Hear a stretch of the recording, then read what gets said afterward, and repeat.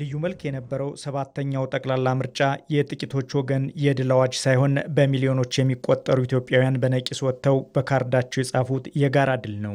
ዜጎች ከማለዳ ጀምሮ በታላቅ ትዕግስት ተሰልፈው የሰጡት እያንዳንዱ ድምፅ ከጥይት ይልቅ የዲሞክራሲያዊት ኢትዮጵያ ግንባታ መሰረት መሆኑን አረጋግጠዋል። ይህም ሂደቱ በፓርቲዎች ፉክክር ብቻ ሳይሆን የህዝብ ሉዓላዊነትና የውሳኔ ሰጭነት ስልጣን በግልጽ የታየበት ታሪካዊ መድረክ እንዲሆን አድርጎታል። በምርጫው ሂደት የታየው ሰላማዊ ድባብና የዜጎች የፖለቲካ ብስለት ኢትዮጵያ ካለፉት ውጣ ውረዶች ተምራ አዲስ ምዕራፍ መጀመሯን ለዓለም ያበሰረችበት ነው። የፖለቲካ ኃይሎች በካርድ የመሸነፍና የማሸነፍ ባህልን በተግባር እያዳበሩ መምጣታቸው ሀገርን ለማዳንና የህዝብን ደህንነት ለማስጠበቅ ካለ ቁርጠኝነት የመነጨ ነው። ለዚህም ነው ይህ ምርጫ አሸናፊና ተሸናፊ የሚለውን የተለመደ ትርክት በመቀየር ሁሉም ወገኖች ለሀገራዊ አንድነትና ለጋራ ብልጽግና እንዲሰለፉ መንገድ የከፈተ የሆነው። የህዝብ ውሳኔ መከበሩና ምርጫው በሰላም መጠናቀቁ የዲሞክራሲያዊ ተቋማትን ጥንካሬ ያሳየና ለቀጣዩ ትውልድ የሚሻገር ትልቅ የፖለቲካ ቅርስ ሆኗል። በመሆኑም ግንቦት 24 የዜጎች ድምፅ የበላይነቱን ያረጋገጠበትና ኢትዮጵያ በልጆቹ አንድነት ከፍ ብላ የታየችበት የድል ቀን ሆኖ በታሪክ ይዘከራል። ለዚህም ኢትዮጵያ ታመሰግናለች። የሀገር ዴሞክራሲያዊ ስርዓት ግንባታ ልጆቿ ወሬ ንገሩልኝ ብላ ከላከቻቸው ከአብራኳ ከወጡ ልጆቿ ውጪ ማንም ሊነግርላት አይችልም።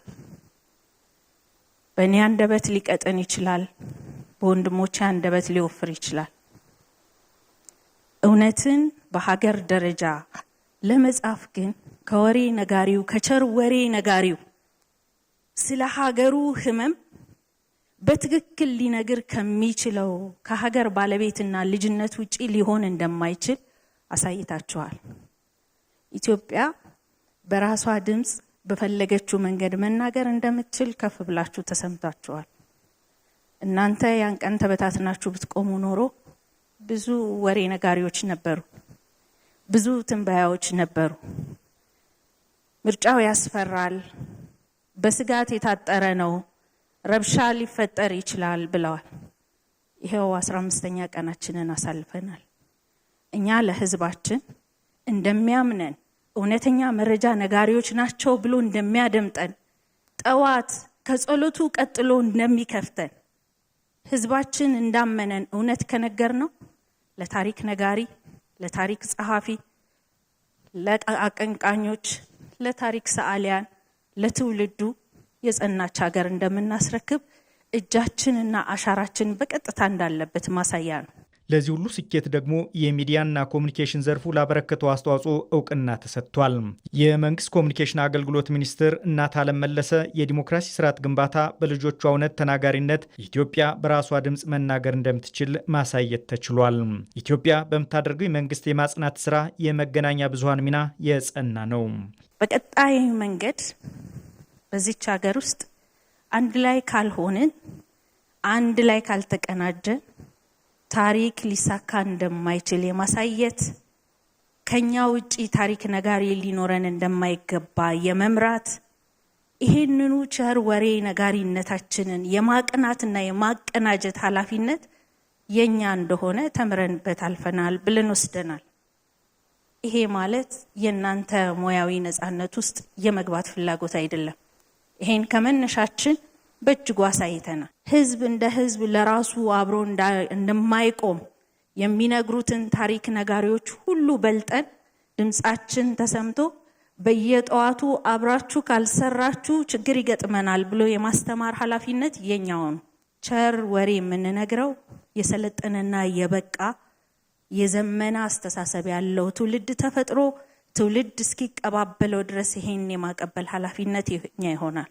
የኢትዮጵያ ብሮድካስቲንግ ኮርፖሬሽን በዚህ ታሪካዊ ሁነት ላይ ሀገራዊ የብሔራዊ ሚዲያ ኃላፊነቱን ስኬታማ ለማድረግ በትኩረት ተሰርቷል። ህዝባችን በስፋት እንዲሳተፍ ካርድ ከማውጣቱም በእለቱ ደግሞ ከአቀራረባችን ጀምሮ በእርግጥም በብሔራዊ ሚዲያነት በናሽናል ብሮድካስተርነት በሚመጠን ደረጃ ፕሮጀክቶችን በደንብ አዘጋጅተን የሰራንበት ነው። በዛም አመርቂ ውጤት አግኝተንበታል። እንደ ሚዲያም የግል የመንግስት ሳንል ስለ ሀገር ስለ ኢትዮጵያ እንድትመርጥ ኢትዮጵያ እንድታሸንፍ ዛሬ ላይ እንድንደርስ በጋራ የሰራንበት ነው። ከሁሉም ሚዲያ ጋር የኛ ያልደረስንበት ኢትዮጵያ አካባቢ የለም። በትክክልም የኢትዮጵያ ጠላቶች እንዳሰቡት ምርጫው እንዳይሳካ ሄዱበት ርቀት እግር በእግር እየተከተልን ያን ድል ያደረግንበት በጋራ መስራታችን የሁላችንም ውጤት ጎልቶ እንዲወጣ ምርጫው በውጤት እና በከፍተኛ ውጤታማነት እንዲጠናቀቅ ያደረግንበት ነው። ሁሉም ባለድርሻ አካል በተለይም መንግስት ኮሚኒኬሽንም የመንግስት የግል ሚዲያ ሳንል በጋራ ይሰራን ሁላችሁንም ከልብ እናመሰግናለን። የተለያዩ የመገናኛ ብዙሃን ድርጅቶች ከመንግስት ኮሚኒኬሽን ጋር በጋራ በመስራት 7ኛውን ጠቅላላ ምርጫ በስኬት እንዲጠናቀቅ አስችሏል።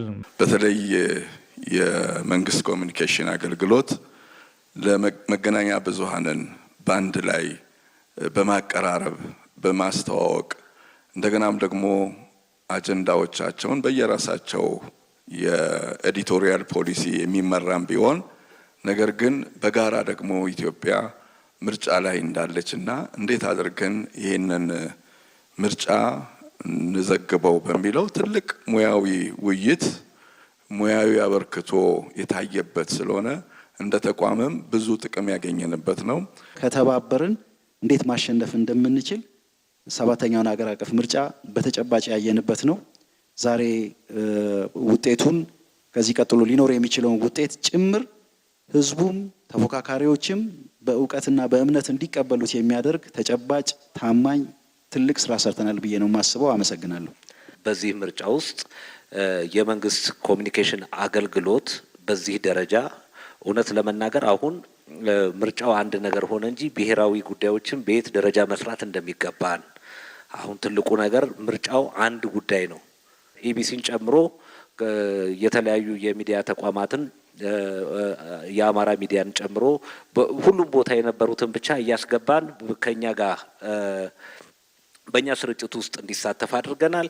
እስከ ምሽቱ 3 ሰዓት ለ15 ሰዓት በቆየ በምስጋና መርሃ ግብሩ ላይ የመንግስት ከፍተኛ የስራ ኃላፊዎችና የተለያዩ የመንግስትና የግል የሚዲያ ተቋማት ተሳትፈዋል።